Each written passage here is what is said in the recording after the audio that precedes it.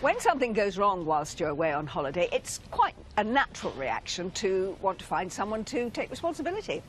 But very often it's quite hard to establish exactly who that might be.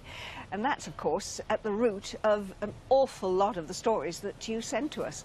But some of you have come across a very specific reason why it can be a particular problem when you've been on a cruise. And it means that if the trip itself wasn't plain sailing, I'm afraid getting things resolved may not turn out to be any better.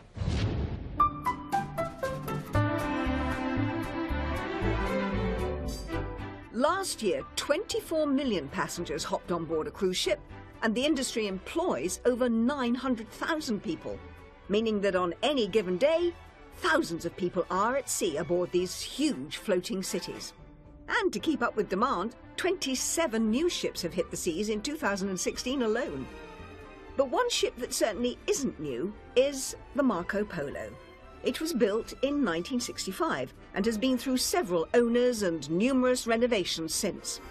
It's currently operated by Cruise and Maritime Voyages, a UK-based company. And as can be seen from this promotional video, a trip on the Marco Polo is definitely one to remember. So why not experience a cruise and maritime voyage for yourself? We'll make you very welcome. And it was a slice of the ship's luxury that appealed to Judy and Graham Sexton from Lincolnshire. They've a lifelong love of boats, but in their retirement, fancied handing over the controls to the captain of the Marco Polo on a 5-week cruise. We were really looking forward to the trip because the venues were fantastic. Unusual, some of them. Greenland, 3 places in Greenland, the Faroes, parts of Canada that we'd never been to. Oh, thanks. Okay. But the couple didn't find the cruise quite as enjoyable as they'd hoped. The Marco Polo, now in its 52nd year, was due a bit of TLC and was being painted when Graham and Judy boarded the ship. And Graham says one of the products being used began to cause him some problems. The fumes were so strong that I had to hold my breath coming down the gangway because there was about 3 or 4 people painting the boat, and the fumes were absolutely horrendous. They were painting all the rails, they were varnishing all the stairs. Graham says the fumes were so bad they even began to affect his breathing, so he paid a visit to the ship's doctor. One of the big concerns was Graham has asthma. The fumes were so seriously strong that it makes you feel not well, it affects your breathing, and I was extremely concerned. In fact, the couple considered the fumes so bad, they even wondered if they could carry on with the trip. By the time we got to Montreal, it was just about halfway through the holiday. We'd come to the decision, sadly, that we were most probably going to have to leave and fly home. However, to their relief, after making their concerns known to the crew, they were moved to a different part of the ship. We were moved into another cabin, which wasn't quite as large as the one we had, but it actually did move us onto another deck, which improved. The paint fumes weren't as bad on that deck. And sitting there while they're painting. But they couldn't escape them completely, and Graham and Judy say painters continued working in public areas throughout the trip. When they got back home, Graham decided to put in a complaint to the company operating Marco Polo, Cruise and Maritime Voyages. I wrote to the company, and initially I thought I was getting a sympathetic ear. The company responded to Graham saying it was looking into the matter further. But after some more correspondence, it ultimately concluded that all the relevant rules had been followed. So, not content with that, Graham decided to see if he could get someone else to take his complaint on board. However, working out just who that should be wasn't immediately obvious. I contacted the Port of London Authority for advice. They said you should try the country of registration of the ship, because the country of registration of the ship are responsible for what happens on that ship. So in this case, it didn't really matter that Cruise and Maritime Voyages has its headquarters in the UK. The key factor was the country where the ship was registered, and it's usually that country's rules which apply on board. And in this case, that was 4,000 miles away from Graham, in the Bahamas. I wrote a letter to them pointing out what had happened, the problems on board, all that sort of thing, And I never got a reply even. Whilst writing to the Bahamian authorities about a cruise ship company with its headquarters in Essex might sound a little odd. In fact, it's not all that uncommon. Because though you may never have realised it, most cruise ships operate under what's known as a flag of convenience, which means they're officially registered in a country that's perhaps miles away from where you might assume they were based, as Mark Watson from Tourism Concern explains. Flags of convenience are used by the shipping industry to register their ships in countries other than the country where they come from. So a UK-operated cruise ship, for instance, can register under Liberia regulations, the Bahamas, the Marshall Islands, even Mongolia, which is a landlocked state. And then the ship is controlled by the regulations of that country. So things like employment rights, health and safety, and all legal rights for consumers are governed by the rules of the flag country rather than the home country. So that means any problems you might have relating to a ship's upkeep, structure, or, as with Graham, its maintenance, will be subject to the laws of the flag state, in this case the Bahamas, and not those of the country where its parent company is based.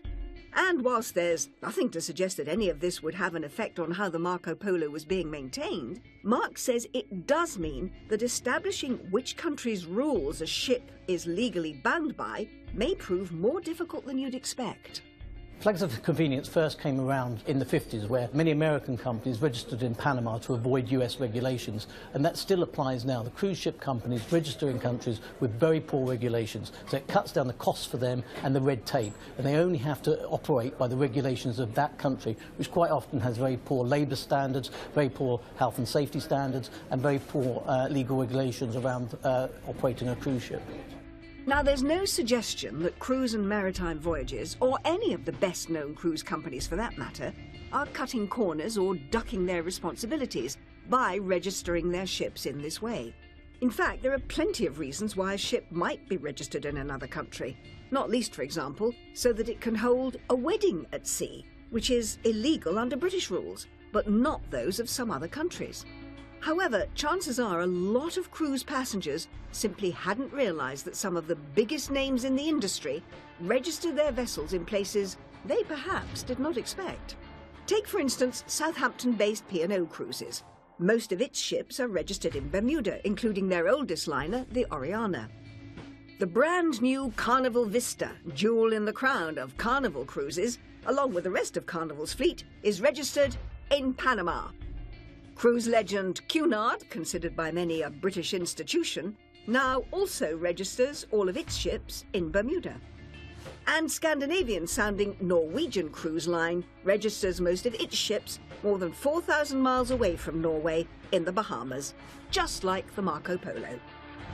Even so, if you do have a complaint about a cruise, you'd hope that whatever laws its owners appear to be bound by, they'd still want to put it right. If something goes wrong on a cruise ship, the first point of call would be the cruise ship company themselves, and that would be the best chance of getting anything resolved. The difficulty is if you need to escalate it further there, is where do you go? If the cruise ship don't address the issue, there are very few other places to go, particularly to do that. But I'm pleased to say that when, flying the rip-off Britain flag, we contacted Cruise and Maritime Voyages about Graham's case, we got a response from its UK office right away, so there was no need to go all round the world looking for answers. The company reiterated that it has fully investigated Graham's concerns, but says it only uses approved indoor and outdoor paints, and that it goes to great lengths to ensure any maintenance operations do not interfere with passengers' enjoyment. It says of the 150,000 passengers it's carried on the Marco Polo, Graham and Judy's is the only complaint it has received regarding paint use on board. What's more, it robustly dismissed any concerns over flags of convenience, saying a ship's flag in no way allows it to avoid very stringent international health and safety standards or consumer protection regulations, pointing out that all cruise ships are subject to international safety regulation coordinated by a dedicated UN agency, the International Maritime Organization. And those operating in the EU must follow extensive safety, sanitation and consumer protection regulation set by the European Union.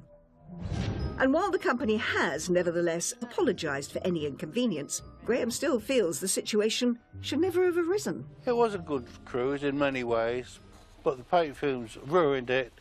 It shouldn't happen. We pay good money for it. We didn't get value for money.